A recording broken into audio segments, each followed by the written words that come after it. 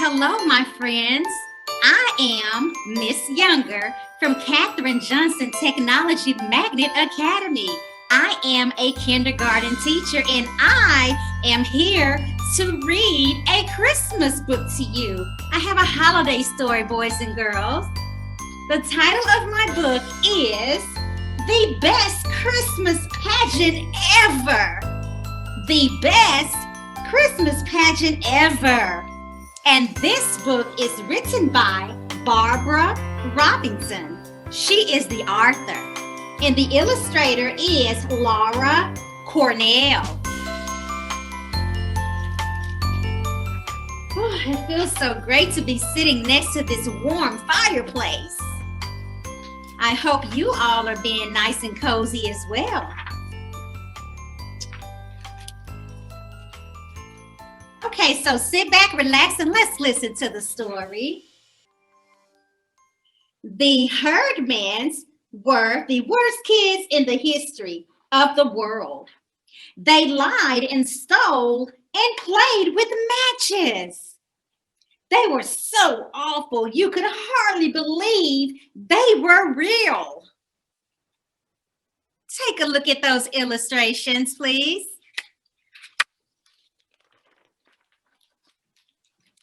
There were 6 of them: Ralph, Imogene, Leroy, Claude, Ollie, and Gladys. They were skinny and stingy. They had stringy hair and dirty hair, and all of them were different sizes, with all different black and blue places where they had clumped each other. Wow. So they weren't being very nice to each other, were they? They lived over a garage, and when they didn't have anything else to do, they would bang the garage door up and down and try to squash each other, or the mailman, or their crazy one-eyed cat. Everybody stayed away from them. Look at those illustrations and the details of the drawings.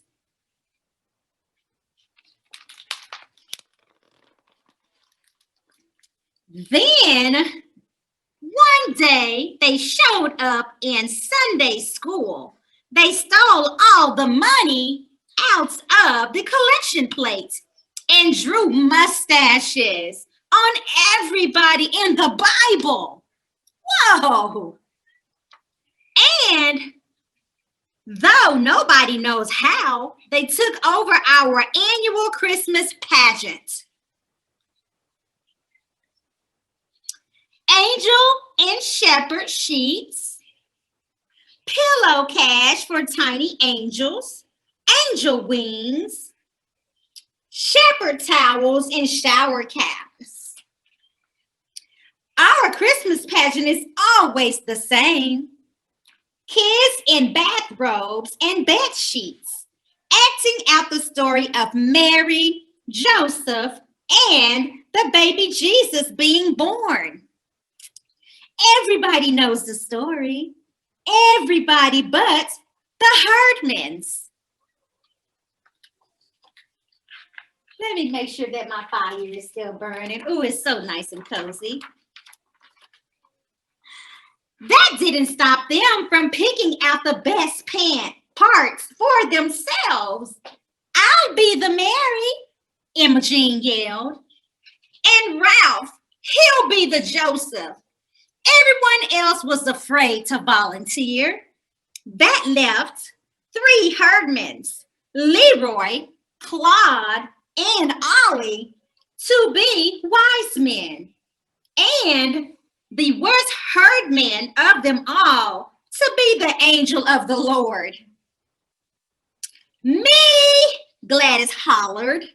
I'll be that. What is it?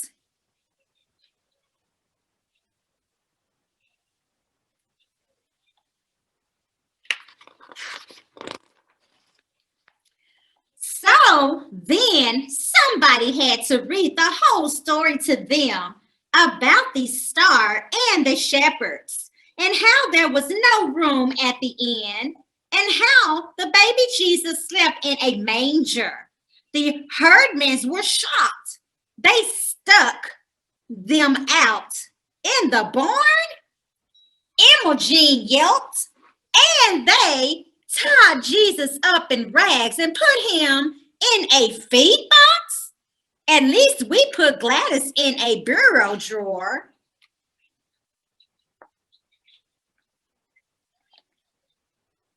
Check out those pictures, those illustrations that the illustrator drew and painted.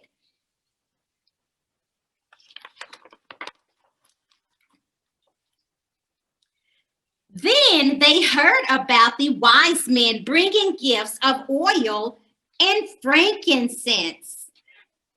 Claude said, "What good is smelly oils? If we're the wise men, let's bring pizza." Every year, someone lent us their baby to be Jesus. Not this year. Nobody would trust a herdman with their baby. So Imogen offered to steal one from the supermarket. "There's always babies in carts there," she said. Let's forget about a baby," someone said. "We use a doll instead."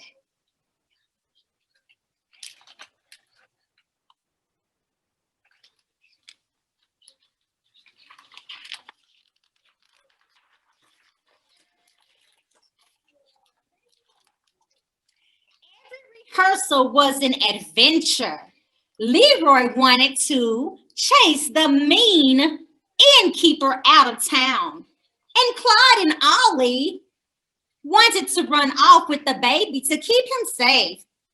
Imogen said she wouldn't name him Jesus. She would name him Bill, and she wouldn't let the wise men worship him.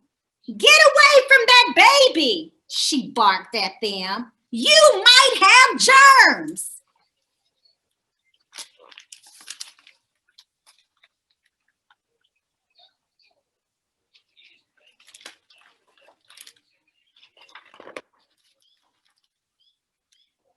When Gladys found out the angel of the Lord appeared out of nowhere in the black of night, she was sure it was out of Amazing Comics. "Shazam!" she yelled, smacking the kid next to her. Gladys liked to smack things. Our Mary was loud and bossy. The wise men were sneaky, and the angel of the Lord came from outer space. This was going to be the worst Christmas pageant ever.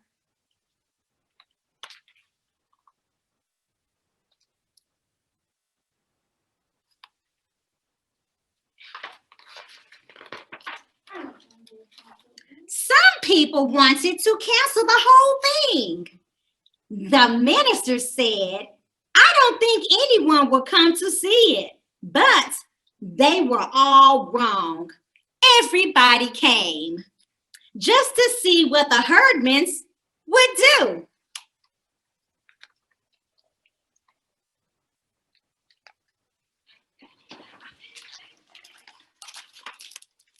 When the curtain opened, Ralph and Imogen stood in the wings, frozen as if they weren't sure what to do. They weren't pushing or hitting or being herdmen. The chorus waited and hummed and waited like an old refrigerator.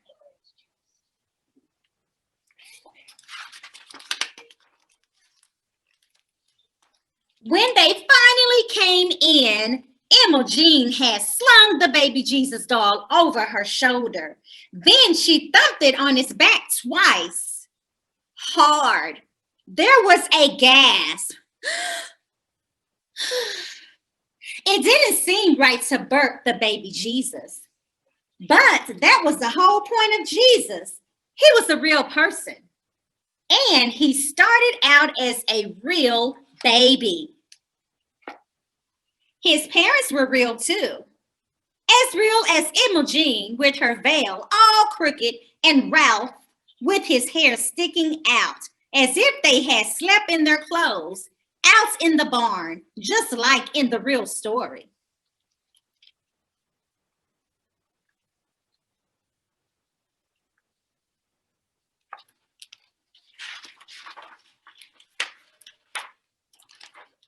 Then came Gladys from behind the shepherds, shoving them out of the way and stepping on everyone's feet. Hey, she yelled, unto you a child is born. He's in the barn. She made it sound like it was the best news in the world.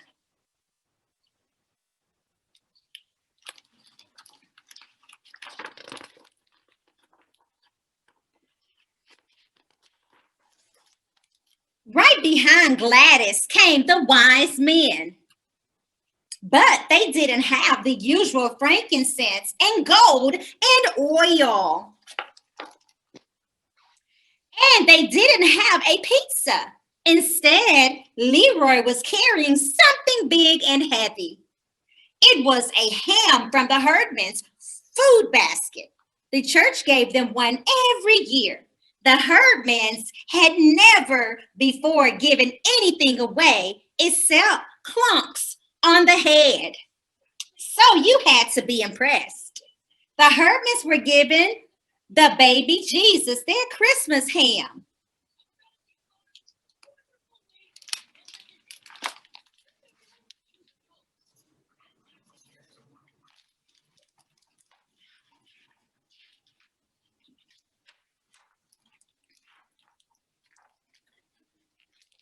Then the wise men were supposed to leave and go home, but instead they just sat down.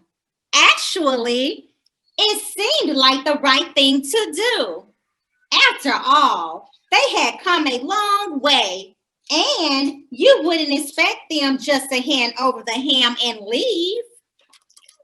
It seemed natural, too, to burp a baby who might be fussy or tired, and for someone to tell people where the baby was so they wouldn't have to wander all over the place. Somehow, every wrong thing the herdmans did seemed right and natural.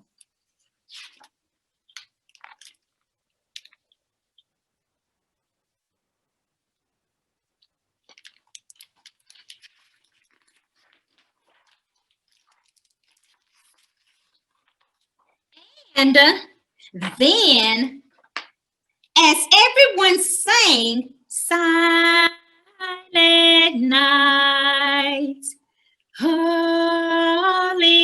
Night, all is calm, all is bright, round the young virgin's mother and child.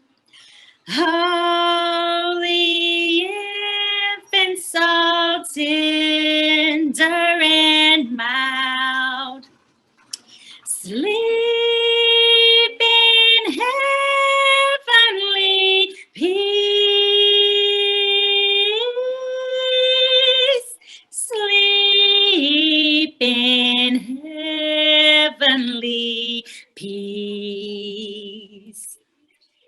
Imogene started to cry.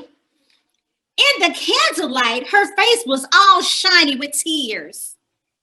Awful old Imogene in her crookedy veil, crying as if Christmas had just come over her all at once.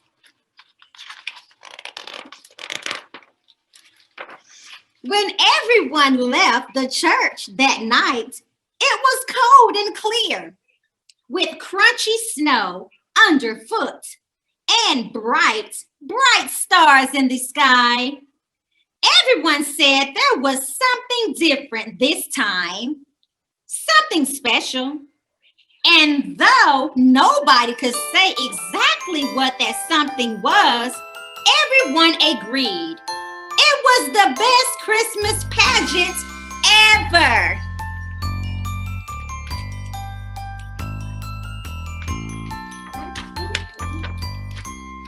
The end. And they all lived happily ever after. Okay, my friends, I hope that you all enjoyed the read aloud with Miss Younger titled The Best Christmas Pageant Ever. Thank you so much for being such a great audience. Bye now. Happy holidays.